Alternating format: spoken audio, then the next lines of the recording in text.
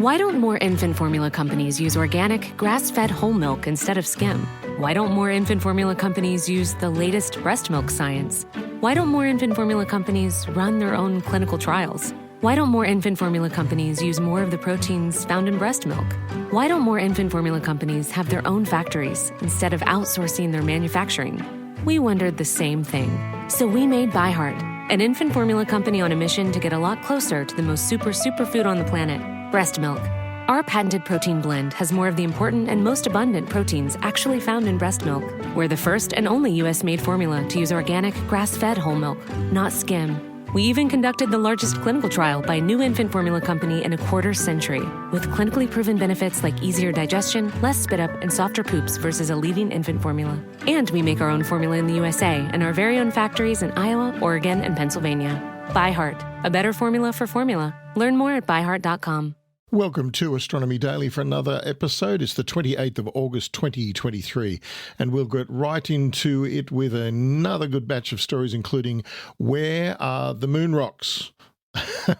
What are contrails? And we ask who is sending a toy to the moon. Stay tuned. Astronomy Daily, the podcast, with your host, Steve Dunkley. Righto, Hallie. What's all this silliness about sending a toy to the moon? You'll have to wait for the punchline on that one, Steve. Oh, okay, keeping me in suspense. So what else is on the menu then? Japan is retiring one of its workhorse rockets, but it's still got a few missions to go. And you did some homework for someone. Yes, I found a little story about man-made clouds just to clear the air. Sounds cute. And what else have you got in store for us? Well, I must have rocks in my head. It's all about asteroids and rocks for me today.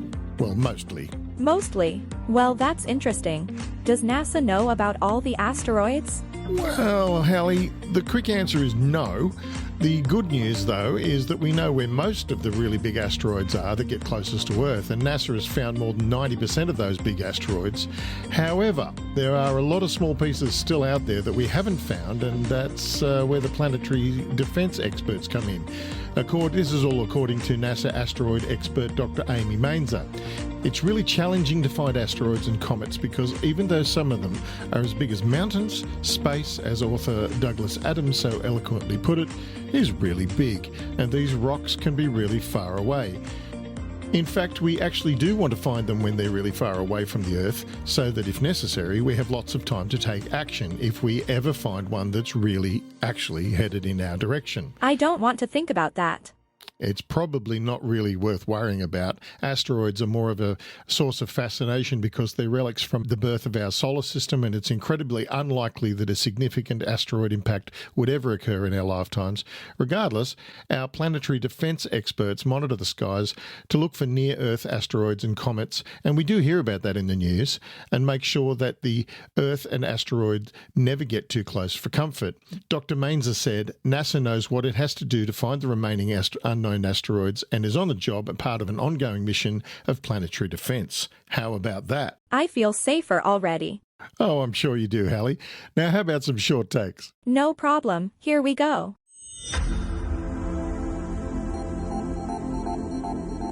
The Mitsubishi Heavy Industries HIA Launch Vehicle, as its career is being wound down in favor of the H3, is preparing to fly the Smart Lander for investigating Moon, SLIM, robotic lunar lander and the X-ray imaging and spectroscopy mission X-ray telescope on its 47th flight. After this flight, the second of 2023 for the HIA will have 3 flights left before retirement. The H2 family has been Japan's workhorse launch vehicle for nearly 30 years. The HIA vehicle F-47 was scheduled to launch from the LAOY-1 launch pad at Tanegashima Space Center, Japan, on Monday, August 28 at 0:26 Universal Time Coordinated. However, it was scrubbed due to weather. The launch window for this mission lasts until September 15. The ZRISM X-ray Observatory is to be placed into a 550-kilometer circular low Earth orbit inclined 31 degrees to the equator. The SLIM lunar lander will also be placed in the same orbit but will use its own engines to get to the moon.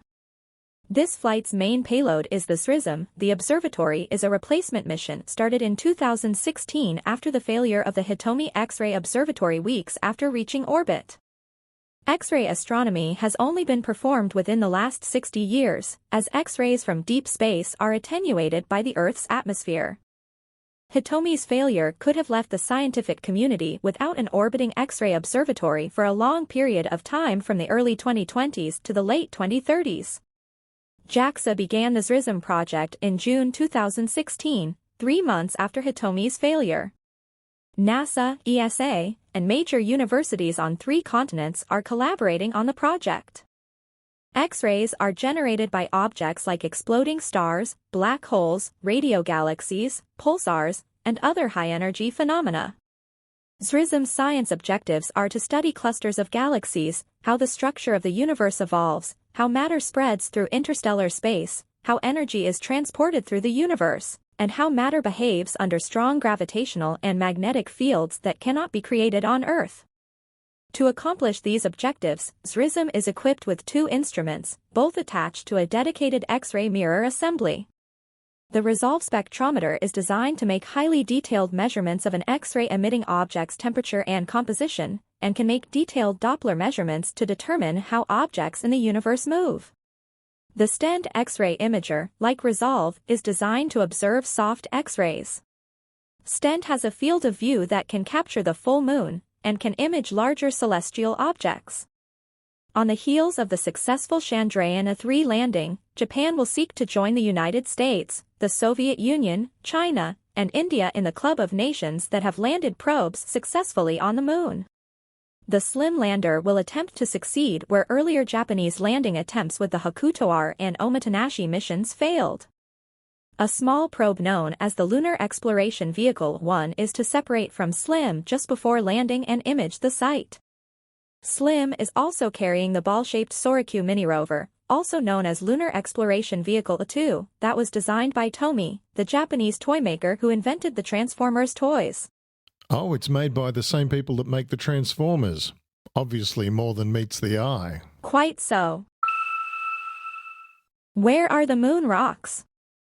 Where are the moon rocks from the Apollo missions kept? When they're not being studied by institutions or enjoyed by museum goers, NASA has a specialized lunar sample curation laboratory at NASA's Johnson Space Center to store and keep these otherworldly samples safe. Studying these samples helps us learn more about the origin of not only our moon, but our planet. Former Deputy Apollo Sample Curator Dr. Julian Gross explains more about lunar sample curation. The rocks are stored in the Lunar Curation Facility. She is very excited that the Artemis mission is going to bring back new lunar samples to examine. This time from the South Polar region. The Lunar Curation Facility is a clean room facility, which means that the air gets filtered and personnel have to wear special protective suits. The rocks are stored in cabinets filled with nitrogen to keep them safe from water and the Earth's atmosphere and germs which may affect them. Studying the moon rocks will help explorers to know what kinds of tools are needed in order to be more effective in future missions. And that's it from me today. Back to you, Steve.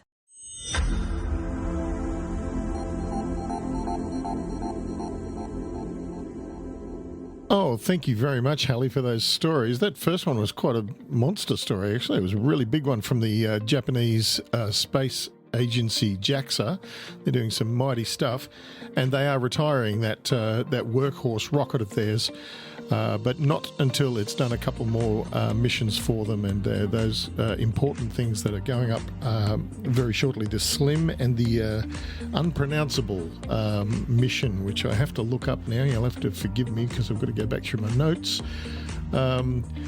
Yes, it's pronounced ZRISM, which is X-R-I-S-M, ZRISM. I think Hallie had a bit of trouble pronouncing that one as much as I did. So, you know, as an Australian, I have a lot of trouble with some of the pronunciations. But I'm glad to see Hallie struggled as much as I did. Sorry, Hallie, but that's the way it goes. You might be learning, or I might be rubbing off on you. You never know. But anyway, and Hallie, did I tell you that I actually saw some moon rocks once? No, you didn't, Steve. Is this a joke or a real story? Oh no, I promise you, Hallie, this is an absolutely true story. I was on holidays with my parents in our nation's capital, which is Canberra. A lot of folks in the Northern Hemisphere tend to think that it's Sydney or Melbourne. It's actually Canberra. We were in Canberra and we were visiting the Snowy Mountains, which was just a little way out of Canberra. We were going to do some skiing and tobogganing and so on. We went to the Snowy Mountains and my parents took us to see the Moon Rock exhibition, which was visiting in Canberra at that time. It was freezing cold. And I remember seeing this rock under a dome of glass. It was only about as big as a football. The dome of glass was as big as a football. The rock itself was only as big as a golf ball. And it was mounted like a large gem, rotating slowly in a small clamp. And I knew it was special at the time, but it was a rock. And I can just recall the strangest feeling, and it had greenish colours in it, and it was a rock. It does seem strange to treat a rock so reverently. Yes, at the time I thought it was amazing. I can't remember how old I was. I was only young. I might have been around 10 or 11. But I did think it was amazing, this thing from another world. That's a good way of putting it. Yes, I guess it's all about the perspective. A moon rock, and you saw it with your own eyes. And I guess it's important because seeing it got me interested in astronomy and space and science, rockets, astronauts, and it opened up my imagination to those, possibilities. That is important. You're listening to Astronomy Daily, the podcast with Steve Dunkley.